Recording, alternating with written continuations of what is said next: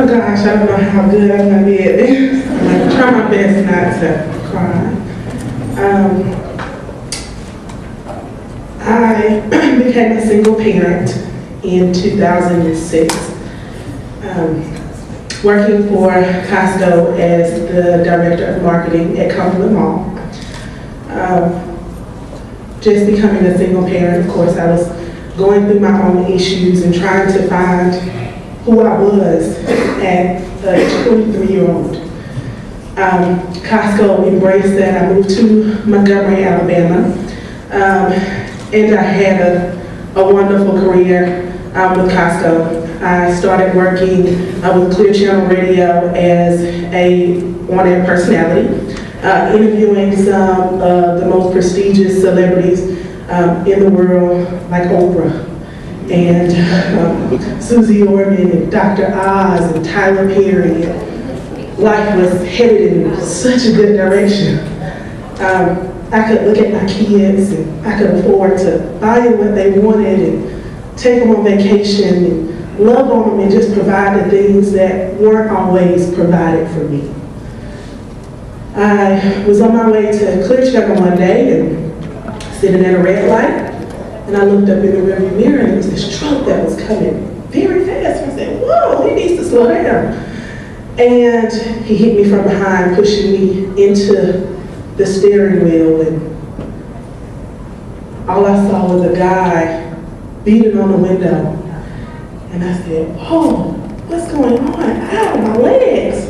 And I couldn't feel the bottom of my legs, but I could feel the top of my legs. And they got me out and took me to the emergency room, and the police came and said, hey, the guy that hit you, he had no insurance, no driver's license, they had tag on the car. I said, whoa, is he in jail? They said, no, we let him go with 4 tickets. And immediately my heart sunk. I asked, where were my children? And they said, we don't know. And I called my family, and my mother they just found a tumor in her leg and thought it was cancer, and she couldn't make it to me. I didn't know what I was going to do with my children. I didn't know what I was going to do about work. I didn't know anything. I was in the hospital, I couldn't walk. I got out of the hospital months after being in, and still couldn't walk. I was in a wheelchair, and then crutches, and then a walker. Going to rehab every day, my children going from one house to the next house, to one friend to the next friend. My job at this time, it probably had been about a year. I was living off of 401k, and I wasn't getting, the insurance companies were battling between each other because they said, you know, this wasn't her fault. Aetna didn't want to pay my insurance, so I'm spending my life savings and I'm watching it disappear. I'm looking at my kids every day and trying to figure out, what am I going to do? Because I see my life disappearing as what it was. And I called on friends, and you know, you don't like to depend on the same people over and over and over again. And I felt ashamed and embarrassed, and I didn't want anybody to know that this person that they once looked up to and thought life was just as grand, to know that it was disappearing from me. I began to sleep in a friend's car, and my children, I would ride around until they fell asleep, so they didn't know that, you know, things were as bad as they were. We eventually lost our house, and I was in school at AUM, and my teachers kept asking, what's wrong, you know, and I didn't want to tell anybody, and eventually my professor let everybody else in the class go and said, you stay. That professor was a part of Family Promise. She told me, she said, I got something for you, let me see, let me call somebody. And she called back my director in Montgomery. And Beth called me one afternoon and she said, can you come now? You come right now. And I said, well, I have school, I can meet you tomorrow. And she said, well, I'll wait for you. And she waited for me. That next day, she picked me up from school and got my babies from school. And we went, and I was so scared. I was shaking and I was trembling and I didn't know what I was going to do. And she said, I'm not leaving you. And I said, I'll be okay. I promise I'll be okay. And she said, no, I don't know. Are you sure? And I said, I'll be fine. And I'll never forget the name of that church. And the people were so warm to us. They made me see hope when I didn't feel like there wasn't any. It wasn't that I was just homeless, but I was heartbroken. It's important that each of you know that what you do is not just about homelessness, but it's about creating something where we believe that our families can continue, that there is something to live for, even though the situation is hard. We find that in you all. We find that in the programs that you do for us. The time and the casework in my meeting every week, I look forward to it because it allows me to express my feelings. It allows me to hear somebody else's opinion on how I can still make it, and there is still hope. And although I'm in transition and a couple of weeks away from being out of this program, I will always remember the days where it wasn't so great.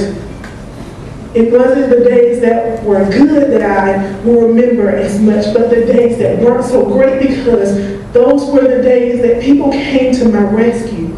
There were people like Barbara who gave my children coats when they didn't have any. And people like Miss Crow, man, opened an arm and gave us food and talked to us and said, you know, it's going to be okay, and sent my resume out to hundreds of people. And I was getting phone calls in the middle of the day. Hey, Miss Girl, give me your number. You know, are you still looking for employment? It was people like our director who gave us, oh gosh, she gave me clothes to wear on interviews and shoes, gave my kids 90s. And you would be amazed at how much joy that brought my children. She gave us pillows, and they were so excited for the small things, but that's what taught us something. It wasn't those big things that, you know, we once cherished. It was that when we were in need, there was a group of people that was there to help us. And I look at everybody in this room, and I know it's not just my director and her team, but it's each and every last one of you that provides something that we want and do not have. My heart is overwhelmed as I sit here and I listen to you, Karen. Pour out your heart and your dream. And I didn't know anything about this conference, but it meant so much that I speak to her and let her know that she has changed my life and my kids' life. And I truly, from the bottom of my heart, thank you for what you have done for not just my family, but thousands. I want to thank my team of wonderful people that has poured love on us every single day. And I want to also thank the guy that drove me to school every day, who is no longer with us. Mr. Gene passed a while ago, but when I tell you, he loved on us every day, picked us up at 7 o'clock and fussed at us when we were late. You know, you need to be at school at a certain time. Those are the things that I will always remember. My kids will always remember. So, family promise. Please realize it's more than what you think you do every day. Even for the people that get on your nerves and all of that. We're going through something. I'm serious. I know that it's those days that you're irritated and bothered and you feel like, hey, you know, I'm trying to help you. We realize that, but it's just hard sometimes. So, thank very much. Family promise.